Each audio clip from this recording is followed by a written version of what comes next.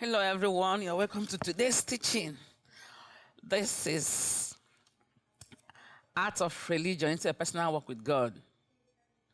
We are looking at a title I gave, Experiencing the Supernatural. A few weeks ago, we did this is 2, we did the 1. So he's just talking about, does God still do miracle? Does miracles still happen and all that? So I titled this one 2. It's like a continuation. Okay, so let's take off. So I said that miracles happen when God uses his supernatural ability to cause things to happen here on earth. I will say that again. Miracle happens when God uses his supernatural ability to cause things to happen here on earth. That is, the cause of events here on earth is being changed, or let me use the word manipulated by God, to, of course, to cause a desired change, which we like. When God dramatically influences or intervenes in situations that on earth that could have been impossible to achieve, that's what we call miracle. Example, when Sarah, at the age of 90, gave birth to a child, that is not a normal happening. So that is a miracle. Miracle is when divinity interferes with humanity to bring a desirable change. I gave an example of last week, or the previous, the part 1 of it. I gave an example of how the bridegroom on the wedding feast was running out of drinks, and Jesus performed his first miracle by turning water into wine, so that the people that came for the occasion could have more drinks. Also, the feeding of 4,000 men with only 2 fishes and 5 loaves of bread were examples of how God intervened in the affairs of men supernaturally. If Jesus didn't do that miracle, when 4,000 and 5,000 men were out in the open field listening to Jesus Christ, Jesus Christ would have closed them. Okay, meeting is over, everybody go back. Some would have been so hungry, and if they have kids, it would have been a problem. But because of they have been with Jesus for 2 or 3 days, and Jesus is merciful and he's kind and being God, it's okay, I can do something over this. So he intervened, making the little fish and the bread they have to now be able to feed more people. That's a miracle. Why is God performing this miracle? Is God just showing us a movie or no? We say that God uses this miracle as a gospel tool to win over or convince a certain category of people that he's God Almighty. God is not doing shows or telling us this is what I can do. No, God is not always in the situation of trying to prove a point. Thank you. God have no point to prove. The point that is obvious for God to prove to you is that ask yourself, how did I come here? You didn't create yourself, neither did Satan create you. So you have nothing to prove to you. If you that's why sometimes when you hear some prayers, you just know the level of people saying it. If you know that you're God, do this. No, he's not going to prove any point for you. God is God. He's not thinking whether he's God. You already know he's God. So you change your prayer point, you change your understanding, you change your understanding of who God is. All those kind of prayer, if you know your God, do this. No, he's God. He will do it if you want to. If he's going to answer the prayer, it's according to if you qualify. If your heart is right with him. If you want to do it, because he's God, you can't beat him up. So all those prayer, if you know your God, do this. He's not going to answer you. He will just take his eyes off that. Because that's unbelief. That is disrespect for him if you tell him what kind of thing. So God uses miracle as a gospel tool. There are certain people that are not, by their religion, they're not Christians. They don't come the way we are taught to come scripturally. So those certain category of people who are, sometimes the scripture call them the other side. God can use miracle to make them know that there's something. If somebody that have known Christ all his life or been introduced to Christ, you are still doubting if God is God. It's different from somebody that have been serving not Jesus Christ, let's say Buddhist or another kind of religion that doesn't. So that kind of person that have not been introduced to Christ, God can decide to use a miracle to win him over or to demonstrate. This is because the person doesn't know. It's not as if God is showing himself. No, but to explain to him that there is a supernatural here. This is power. Something different is here. I can do this for you if you come over to my side. So that's why I said miracles is also a gospel tool to win over, convince a certain category of people that is God Almighty, and the gospel of Jesus Christ is the only way to salvation. The gospel of Jesus Christ is the only way to salvation, but the gospel of Jesus Christ is not what everybody on earth practice. Some people have other kind of religions. So sometimes those other people that is not exposed to Jesus Christ, in order to make them to stop doubting, you can use it, miracle, to bring them. That's why sometimes people say miracle is actually not for believers. Miracle ought to be for unbelievers. Because if you have known God, walk with him every day, your life should be a flow of a chain flow of miracles happening in your life every day, every week, every month. Why we don't seem to see those extra miraculous hand of God? Because we are not doing the right thing. We're not living how you're supposed to live. So sometimes God self takes his eyes away from us. If we are being connected to him daily, connected to him, and do how he wants, live the way we want us to live, miracle would have been a child bread to us. Would have been easy. You know the way you say, let this happen, it happen. Because you're already you've catched it, you're in the flow, you're in the process. But when God say one, you're doing two. You're not doing what God is doing. How do you want to experience the supernatural? So let me not go ahead of myself. Let me read it the way I said it. So in John, the book of John, chapter 20, verse 20 to 21, I read, Jesus performed many other signs in the presence of the disciples, which are not recorded in this book. These are written that you may believe that Jesus is the Messiah, the Son of God. So like I said again, the miracles recorded in the Bible are not the only miracles Jesus did. Like this passage I read, and I say that many other miracles are not recorded. Now these miracles are done to prove to us that Jesus is the Messiah. I mean, Jesus Christ was born biologically through a virgin birth.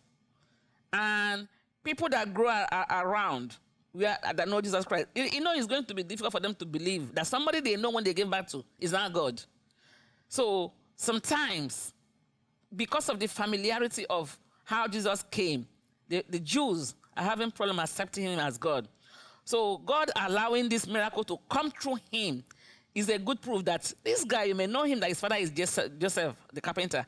He is not ordinary. He's the son of God. He comes from God. He is not just a human species. So that's what this place is saying, that it is written so that people will believe that Jesus is the Messiah, the Son of God. And that by believing, you may have life in his name. So miracles is actually an evangelical tool to bring people to Christ. And of course, we, that the children of God, of course, we also have to enjoy the miraculous, just like Abraham enjoyed it. So we're not going to say the miracle is only for unbelievers, then the children of God are not going to enjoy it. No, Abraham loved God and served God. He also enjoyed miracles.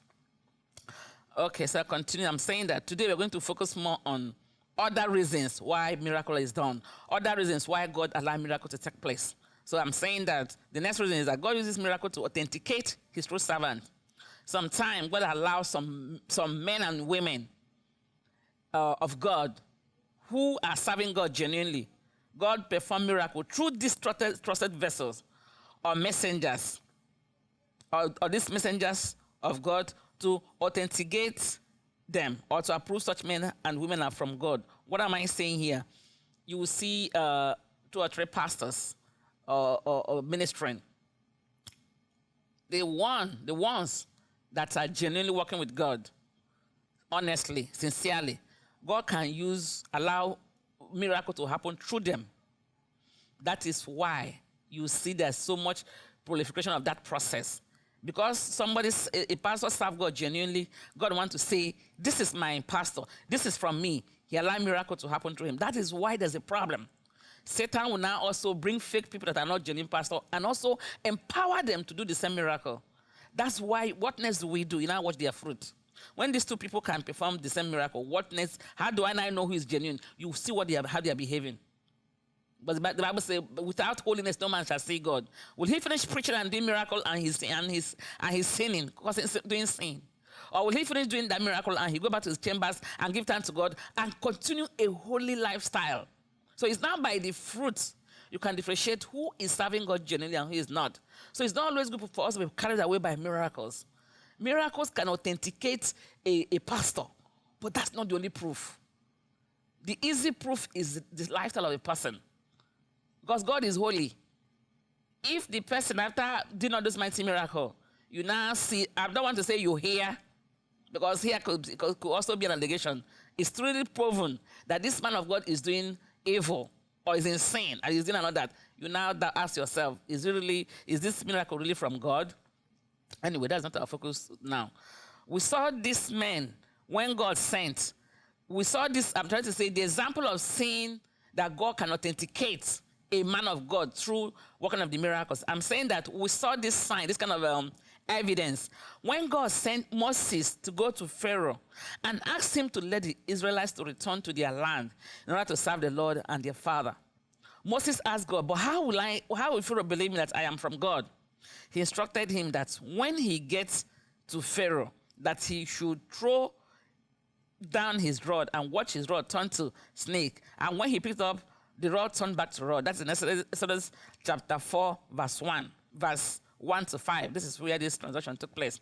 We are saying that when God told Moses to go and let Pharaoh, because this time the Israelites were being serving, we like call it hostage. We are living in the land of Egypt.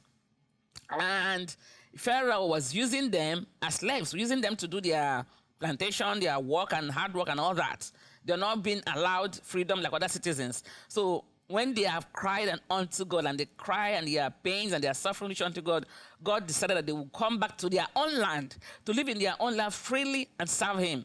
God now asked Moses to go and tell Pharaoh to allow his children go. Of course, Moses now asked God, how will I just walk up to Pharaoh and say, God said, allow the Israelites to leave your country and go to their own country? How will Pharaoh believe me? So God told Moses, I'm going to give you a sign that will show to Pharaoh. So Pharaoh will know that Moses, whom he knows, of course, Moses grew up in the house of Pharaoh, is no longer the Moses talking to. Somebody is behind him, a power is behind him. So I said, I'm going to give you a sign to make you know that you didn't come on yourself. You are coming, standing in the name of God. So first sign you're going to give to him, the rod you have in your hand, throw it on the floor. That rod will turn to snake. When you pick it again from the tail, it will turn back to a snake. That sign will make him know that this is no longer ordinary Moses. This is somebody else. This Moses now is different. So that is the first sign God gave Moses to give to Pharaoh. Moses did the first miracle of casting down his rod, which turned to snake. But Pharaoh did not believe Moses, because he also asked his magicians to throw down their own rod, too, which equally turned to snake using demonic power. This is exactly what I said earlier. I said, if we start chasing miracles, we're going to make a mistake. The miracle Moses did, Pharaoh's magicians were also able to do it. So Satan can also empower them to perform the same miracle. However, Moses' snake turned and swallowed all the magicians' own snake, which still professes the supremacies of Moses' own rod.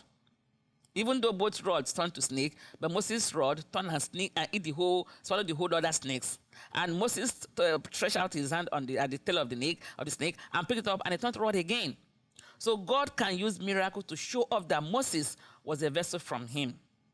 As believers, we should not chase after miracles. The best thing a believer can do is chase after God. That energy and the strength and the passion and the belief you have to trust a man of God, invest it in a personal retreat with God. There is nothing, I repeat, nothing is as good as a growth that comes from you and God alone. There's nothing as that. Develop yourself. Spend that time to pray. Trust God. Talk to him regularly. If you need to take a fast, 1 week, 2 weeks, 1 month as you can, develop that one-on-one with God. Let God empower you. Then it's God that would direct you. This church is good. This my servant is good. That is, if there's anything God have not done by your own personal prayers. I know somebody that have chased after miracle for several years. This guy says enough. I'm going to sit down and stop going anywhere, sit down with my God. And I'm sure that's where he gets his miracles. So I am not saying there's anything wrong with meeting genuine pastors to pray for us, because anointings differ. But instead of going to a wrong prophet, a wrong pastor, the one you don't know, sit down in your house, sit down by yourself, take out days to fast and pray and seek God. There is nothing as powerful, as welcoming. God like it. God prefers it. As that's your one-on-one with God. God love it. God wants you. God love you. God wants to talk to him. He will not be the one to direct your footstep to a church you can go to get help than for you to spend all your time chasing after men of God up and down. God doesn't want that. God wants you. Continue with what they are teaching. So I'm going to use another Bible verse to know about what God does with miracle.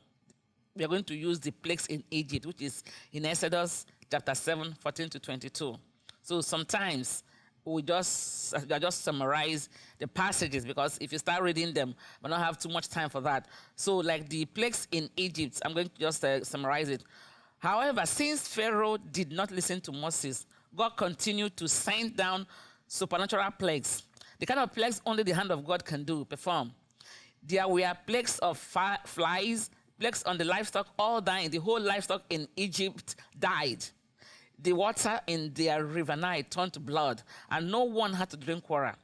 Plagues of boil on the Egyptian bodies, plagues of gnats, and so on. All this, God was using them to inform Pharaoh that this message from Moses is not from Moses, it's from I, God. I am the one demanding that you should let my children go out of your country and go to their own country. So God is allowing these plagues, these supernaturals, to take place, to tell Pharaoh that this is from me. Allow my people to leave your country to go and worship me. I mean, God was trying to point to Pharaoh that Moses is not the one talking to you. Of course, Pharaoh hardened his heart to his own destruction. So as we read that place continue, we'll see how a lot of more plagues I didn't mention, which eventually lead to when Pharaoh and his soldiers followed these people, chased them to the river, to the ocean, to the sea, until most of his trusted soldiers perished because he didn't believe God. When God quietly sent Moses, he didn't believe it. So I am going to stop here. We don't have a lot of time. In summary, what am I saying? God uses miracle to intervene in the affairs of man when he chose to.